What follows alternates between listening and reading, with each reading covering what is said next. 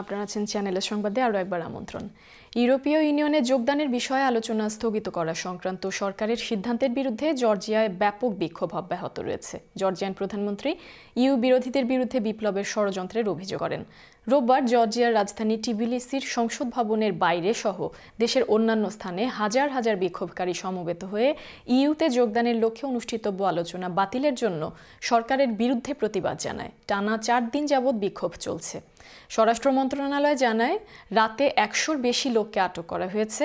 সমবেত লোকজনকে ছত্রভঙ্গ করতে পুলিশ কাঁদানে গ্যাস ও জলকামান ব্যবহার করলে আহত হওয়ার ঘটনা ঘটে। জর্জিয়ার প্রধানমন্ত্রী ইরাকলি কোবাখিডজের এই ঘোষণার পর বিক্ষোভ শুরু করেছেন দেশটির নাগরিকরা। Today, we have decided not to put the issue of opening negotiations with the European Union on the agenda until the end of 2028. বাংলাদেশে বছরে গড়ে 1600 বিলিয়ন মার্কিন ডলার বিদেশে পাচার করা হয়েছে সাবেক প্রধানমন্ত্রী শেখ হাসিনার আমলে। অর্থনৈতিক শ্বেতপত্র প্রণয়ন কমিটির প্রতিবেদনে এমন তথ্য উঠে এসেছে।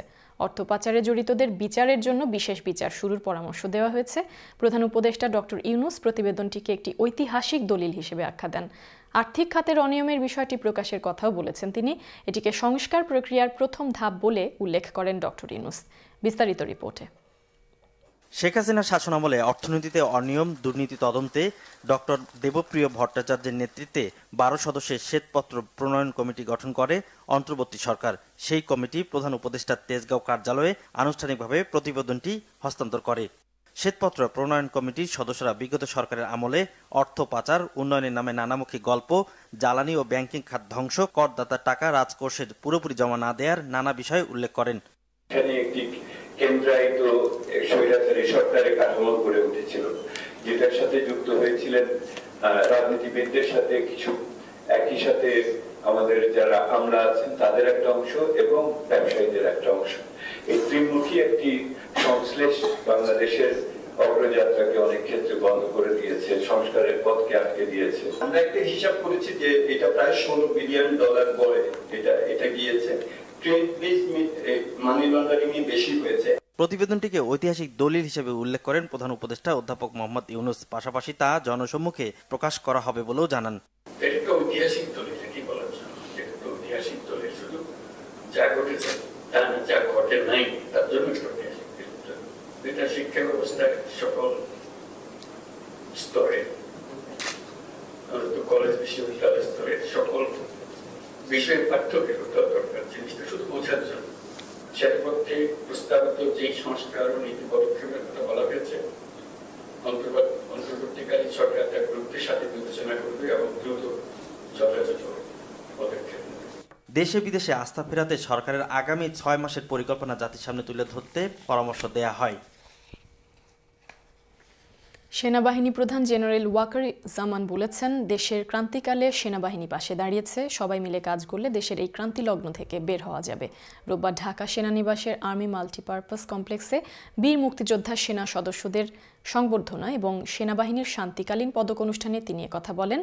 এ সময় 23-24 অর্থ বছরে শান্তিকালীন সময়ে বিভিন্ন বীরত্বপূর্ণ কাজের স্বীকৃতিস্বরূপ 28 জন সেনা সদস্যকে পদক পরিয়ে দেন সেনাপ্রধান, যার মধ্যে 5 জন সেনাবাহিনী পদক, 5 জন অসামান্য সেবা পদক ও 18 জন বিশিষ্ট সেবা পদক প্রাপ্ত হন। এছাড়া খেতাবপ্রাপ্ত ও বীর মুক্তিযোদ্ধা সেনা সদস্য এবং তাদের নিকটাত্মীয়দের সঙ্গে কুশলাদি বিনিময় ও শুভেচ্ছা উপহার দেন ওয়াকারুজ্জামান।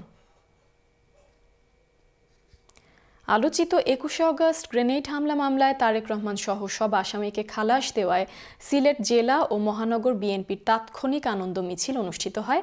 রোববার সিলেট নগরীর কোর্ট পয়েন্ট থেকে শুরু করে নগরীর প্রধান সড়ক প্রদক্ষিণ শেষে চৌহাট্টা পয়েন্টে গিয়ে সংক্ষিপ্ত সমাবেশের মধ্য দিয়ে শেষ হয়।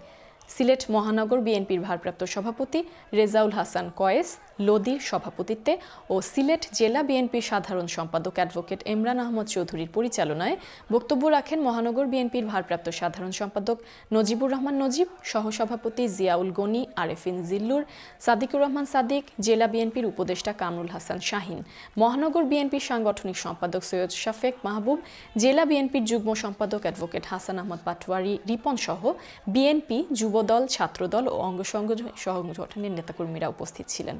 অত্যন্ত চাঞ্চল্যকর যে ঘটনা, সেই ঘটনা উনি যে জড়িত ছিলেন না সেটাই আজকে বিচার বিভাগের স্বাধীনতার মাধ্যমে আমরা ফিরে পেয়েছি। দেশের মানুষ জানতে পেরেছে যে তিনি দোষী নন, সেটাই আমরা আল্লাহর দরবারে শুকরিয়া জ্ঞাপন করছি। যে মামলাগুলো করা হয়েছে আমরা প্রথম থেকেই বলে আসছি এগুলো মিথ্যা এবং সাজানো মামলা, সেটি প্রমাণিত হয়েছে। উনি আইনের প্রতি শ্রদ্ধাশীল এবং আদালতের মাধ্যমেই উনি নির্দোষ প্রমাণিত হয়ে আমরা বিশ্বাস করি উনি বীরের বেশে এদেশে ফেরত আসবেন। লন্ডন এন্টারপ্রাইজ একাডেমি অফস্টেড রিপোর্টে প্রতিটি ক্ষেত্রে গুড গ্রেড অর্জন করেছে। 2022 সালের অফস্টেড পরিদর্শনে স্কুলটি যেখানে রিকোয়ার্স ইমপ্রুভমেন্ট হিসেবে মূল্যায়িত হয়েছিল, সেখানে 2024 সালের অক্টোবর মাসে স্কুলটি এখন সম্পূর্ণ গুড হিসেবে গ্রেড লাভ করেছে। স্কুলের প্রধান শিক্ষক আশিদ আলী 2022 সালে স্কুলের আচরণ, নিরাপত্তা এবং ব্যক্তিগত উন্নয়ন গুড হলেও পুরো স্কুলের জন্য রিকোয়ার্স ইমপ্রুভমেন্ট পাওয়ায় হতাশ ছিলেন। তবে 2024 সালের নতুন অফস্টেড মানদণ্ডের অধীনে এই পরিবর্তন ঘটে, যেখানে পুরোপুরি গ্রেডিংয়ের পরিবর্তে পৃথক ক্ষেত্রে মূল্যায়ন করা হয়। শুক্রবার স্কুল হলে একটি সংবাদ সম্মেলনে এসব তথ্য তুলে ধরেন লন্ডন এন্টারপ্রাইজ একাডেমির প্রধান শিক্ষক আশিদ আলী। এ সময় উপস্থিত ছিলেন উপপ্রধান শিক্ষক আশরাফ খান, ক্যারিয়ার লিড মুহিম ইকতাদ, শিক্ষার্থীদের মধ্যে সুরাইয়া ভুঁইয়া, সালাউদ্দিন বৌদালি, সাইদ কুতুব ও ফাহিমা মাহমুদ। বিশ্বনাথ ইউনিয়ন এবং পৌরসভা ওয়েলফেয়ার ট্রাস্টের বাৎসরিক সাধারণ সভা অনুষ্ঠিত হয়েছে। রোববার ইস্ট লন্ডনের একটি হলে আয়োজিত অনুষ্ঠানে ট্রাস্টের সভাপতি মানিক মিয়ার সভাপতিত্বে এবং ট্রাস্টের সাধারণ সম্পাদক গুলজার খানের পরিচালনায় সভায় বক্তব্য রাখেন ট্রাস্টের ট্রেজারার মদরিস আলী মফুজুল, ট্রাস্টের সাবেক সাধারণ সম্পাদক নজরুল ইসলাম, সহসভাপতি মিসবাউদ্দিন, সহ সাধারণ সম্পাদক আসাদুর রহমান, সাংগঠনিক সম্পাদক আব্দুল বাসিদ বাদশাহ, ট্রাস্টি মতসির খান।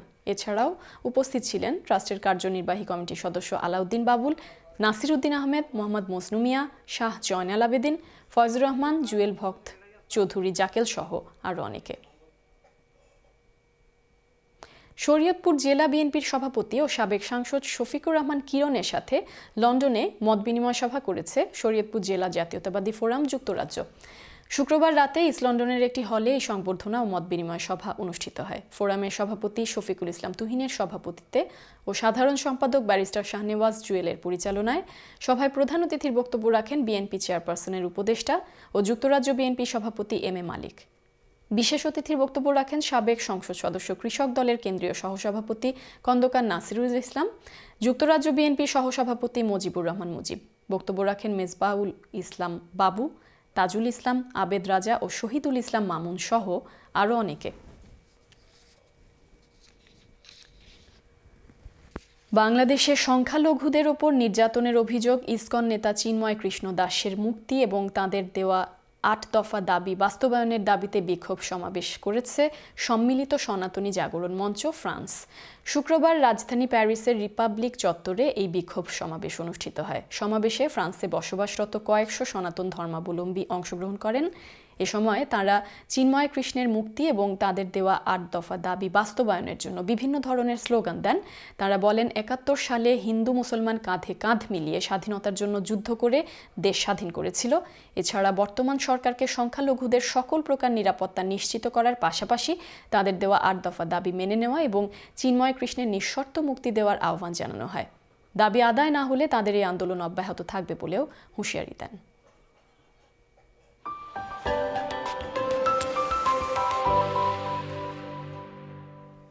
এবারে জানাবো আবহাওয়ার খবর। সোমবার লন্ডন সহ ব্রিটেন জুড়ে রৌদ্রোজ্জ্বল দিন থাকতে পারে জানিয়েছে মেট অফিস। দেশ জুড়ে শৈত্যপ্রবাহ বিদ্যমান থাকলেও দিনের বেলা কোথাও কোথাও ভারী বৃষ্টিপাতের আভাস দিয়েছে আবহাওয়া অফিস। সারা দেশে রাত ও দিনের গড় তাপমাত্রাও স্বাভাবিক থাকবে। মেট অফিস জানায় সোমবার লন্ডন, কার্ডিফ, বার্মিংহাম, ম্যানচেস্টার ও প্লিমাউথ, বেলফাস্ট সহ বেশ কিছু অঞ্চলের আকাশ হালকা মেঘাচ্ছন্ন থাকলেও দিনের বেশ কিছু সময় রৌদ্রোজ্জ্বল থাকতে পারে। এছাড়া এসব এলাকায় গড়িক বৃষ্টিরও আভাস দেওয়া হয়েছে। অ্যাবারডিন, উইক সহ কিছু কিছু এলাকায় ভারী বৃষ্টিপাত হওয়ার সম্ভাবনা রয়েছে। আবহাওয়া অফিস জানিয়েছে লন্ডন সহ যুক্তরাজ্যের বেশ কিছু অঞ্চলে ঘন্টায় 20 থেকে 30 মাইল বেগে অস্থায়ীভাবে দমকা হাওয়া বয়ে যেতে পারে। সারা দেশে রাত ও দিনের গড় তাপমাত্রা কমতে পারে। গড়ের সর্বোচ্চ তাপমাত্রা প্লিমাথে 8 ডিগ্রি সেলসিয়াস ও সর্বনিম্ন স্টর্মবেতে 1 ডিগ্রি সেলসিয়াস থাকতে পারে। এবার দেখে নিন ব্রিটেন সহ বিশ্বের বিভিন্ন দেশের গুরুত্বপূর্ণ কয়েকটি শহরের সোমবারের সম্ভাব্য তাপমাত্রা।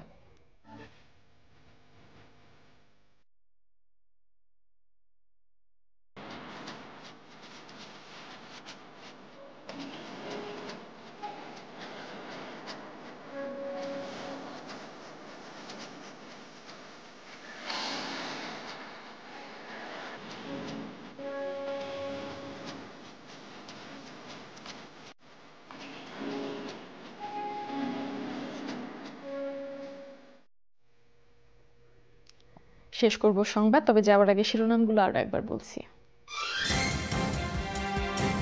ইসরায়েল বাহিনী লুটপাটের হুমকিতে গাজায় ত্রাণ সরবরাহ বন্ধ করল জাতিসংঘ, মানবিক বিপর্যয়ের আশঙ্কা।